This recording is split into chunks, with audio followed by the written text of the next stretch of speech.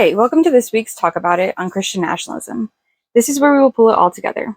I'm going to put 3 songs on the screen now, and you can either pause this and go listen to them and kind of set a tone or just plunge through here. They are Follow My Feet by the Unlikely Candidates, Here's My Heart, Lord by Lauren Daigle, and I Surrender All. I like the Citizens version, but you can, of course, pick whatever version you like. I'm going to run through a synopsis of each Bible story here, as there is already a video posted reading them. Check it out in this week's other videos for sure. So really quick, we have Daniel 1, 6 through 16, where Daniel is talking to the guard, basically, where they're being kept, and he asks them to feed him vegetables and water, him and his friends, and the guard's kind of reluctant about it, but he does this for 10 days and sees that they look much healthier, and so he allows them to continue this diet. Daniel 3 is about Shadrach, Meshach, and Abednego, or Rakshak and Benny, if you are a VeggieTales fan. And it tells the story of how Nebuchadnezzar built this really great statue, and he wanted everybody to bow down and worship it whenever the band played. And Shadrach, Meshach, and Abednego refused to do so, and they were brought before Nebuchadnezzar, who told them that they could either have another chance to do it or they could go into the furnace. And they let him know that they had no problem going into the furnace. So he threw them into a really hot furnace. There were 3 of them when he threw them in. Nebuchadnezzar saw 4 people walking around. Said one of them looked like the son of a god. And so, of course, he pulls them right out. And in that is in awe of them being rescued and saved. And then in Daniel 6, which I did not include in the reading, I went back and forth on, but I am going to just give a brief synopsis of it. Daniel 6 is the story of Daniel in the lion's den. And so what we have in that story is that they aren't supposed to be praying for 30 days. And of course, Daniel is not about that. So he continues his normal prayer times. He's not secretive about it. He does it just like he always would do it. He gets ratted out to the king, who's very upset that action has to be taken. But the king is reminded that his statue can't go back. And so he throws Daniel into the lion's den, where Daniel is saved by God, as God shuts up the mouth of the lions. The next day, the king comes running out to make sure that Daniel's okay. He calls down into the lion's den. When Daniel's okay, he pulls him up and then throws down all the people who ratted out Daniel, who are quickly eaten by the lions. There are a couple takeaways from these stories I want to get to before we move on to cluster B of the stories. The first being that all 4 of these gentlemen worked with their government, not against it. In fact, they were pretty high up. They were well respected because they were respectful. Which leads to point 2. When a conflict arose, they didn't burn their city down or storm the capital. In one instance, Daniel politely asks for a change, and in the other 2, they simply refuse to follow the statute. Daniel doesn't ask that all the people eat the same food. They don't declare that no one should worship the statue or giant bunny for my VeggieTales kids. And Daniel doesn't get together a group and rile them all up to pray. They each stand alone in their conviction. And when we stand before God one day, that's what it will be like. Alone, giving account for the choices that we made, not the choices of others.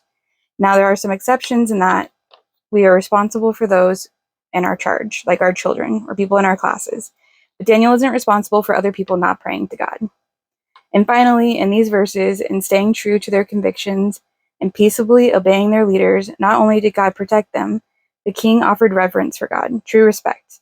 Through their actions, God's testimony was able to shine, and they were willing to not only offer up their comfort, but also their lives to shine that light. I want to point out one more thing here before transitioning to the second set of stories. King Darius makes a choice that has unforeseen consequences for someone he cares about. And even though he grieved greatly for the night, his choices could not be taken back. And I fear that as a Christian church, we too are making choices that will affect the people we love in unforeseen ways. And like Darius, no amount of grieving will take it back. And as people who love Jesus and are called to love others, that should weigh heavily on us. Chugging right along to our second set of stories. First, we have the money changer story, which is where Jesus enters the temple and he sees all of these people who are charging an exorbitant amount of money for like the doves that they needed to sacrifice. So people just trying to sacrifice and have a connection with God. and they're being charged like crazy for it. And so Jesus flips over the tables and he's super upset about it. And the second story, we have the story of Zacchaeus. If you were a Sunday school kid, then of course you know the song about Zacchaeus climbing up in a sycamore tree. So he climbs up in the tree, and Jesus sees him and tells him to come on down.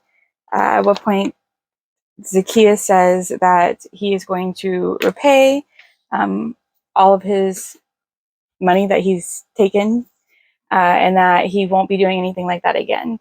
And Jesus said that salvation came to him and his house that day. And then we also have the story of Pilate as Jesus is on trial, and he's asking the religious people who they want freed for the holy holiday, and they call for Barabbas to be freed and for Jesus to be crucified. And Pilate's just really confused. His wife sends him a message saying, like, stay away from this nonsense. This is not the stuff we want to get mixed up in. And still Pilate asks the people what they want several times, trying to figure it out. And the Jewish community, being stirred by the Jewish leaders, calls for the crucifixion of Jesus and the freeing of Barabbas. So what are our takeaways here, and how does this fit in? Christian nationalism doesn't fit into the narrative of the Bible, because the Bible isn't a story about us versus our nation or the world government powers, as we like to pretend it is. It is a story of people who look and say they are religious versus people who love the Lord and are having a true encounter with God. It's the story of a worldly man who climbed up in the tree to even just see Jesus, and vowing repayment for his misconduct, his sin, versus religious leaders who swindle those looking for spiritual relief at the temple. Personal side note, this is why bookstores and coffee shops and churches get under my skin. Even like garage sales, I'd much rather a special offering to cover whatever they're trying to pay for than charging people for something in the church. But I digress. David and Saul, which was not included in our reading or my breakdown just there, because it really is the whole story of David and Saul.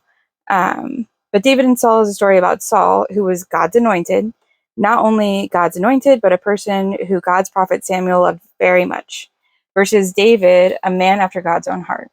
They both make mistakes, but David strived for God while Saul strived for the blessings and appearance of an alliance with God. And because of that, he lost both.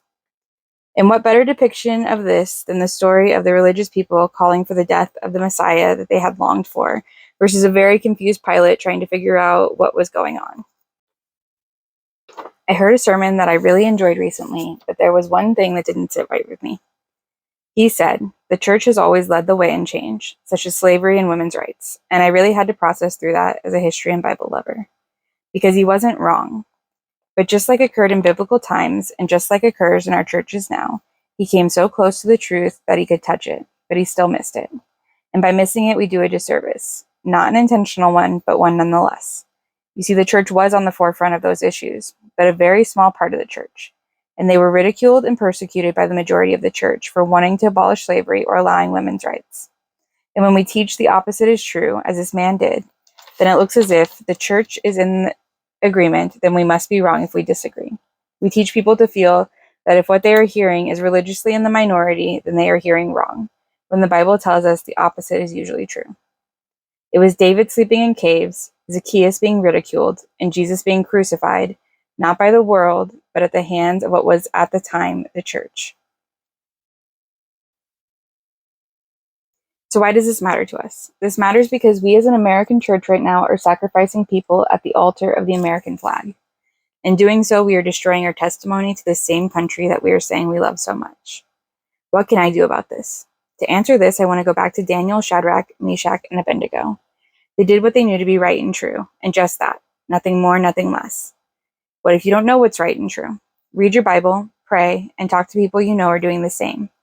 But keep in mind, while some things apply to all, such as stealing is wrong and we need to go and make disciples, some things like drinking are personal convictions. When you know what's right and how God is leading, do that. Don't add to it, don't force others to do it, and don't shy away from it. Second, we need to realize that it's okay to love our country, the place that we are called to ministry, but not at the expense of the people who we are called to minister to. I was pretty conservative in college, and even though I wasn't a Christian at the time, I went to a small Christian college in Texas, and there was a guy there, also very conservative like most of us, and he would stand outside of one of the classroom buildings with a new petition or group sign up to do monthly. and I would always stop and talk to him and sign up. Students carrying guns on campus? Sure. Volunteering with river cleanup? Sign me up. He was there one day, and I'm sure he was excited because I was normally down for whatever. He asked me if I wanted to go protest outside of an abortion clinic, and my body tensed instantly as I told him no. He, of course, asked why not, and I said that I would never be a part of making someone's worst day worse, and that it wasn't something that seemed like it would encourage people to come to Christ, but instead do the opposite. And it was uncomfortable and tense, but something I knew to be right and wouldn't budge on. Even in my love of Southern Christian conservative values, I knew that there would be too much damage to both the testimony of God and, second, to a person that God loved for that to be worth it. I want to end these videos every week issuing 2 challenges. The first will always be to really examine yourself on the topic. Are there parts of our citizenship here in America that you're placing as an idol above God? Is there an area you need to repent in because that idolization has overpowered your witness? Think about if anything you stand for politically doesn't align with what is true biblically. The second will always be a challenge to actionable steps. So in this case, do something you know to be true biblically, especially if it doesn't align politically. You don't agree with welfare? Donate to a food bank or serve food at a shelter. Too much money spent on education or prisoners? Write to a prisoner or donate supplies to a school. Challenge yourself to be uncomfortable. I'll update you on what I did this next week. Thanks for joining us on our launch week, and I promise to grow and improve as I learn more about the social media world. Join us next week starting Monday as we talk about gun control in our Hot Topic session. Peace be with you and those you love. Signing out, 908 Ministries.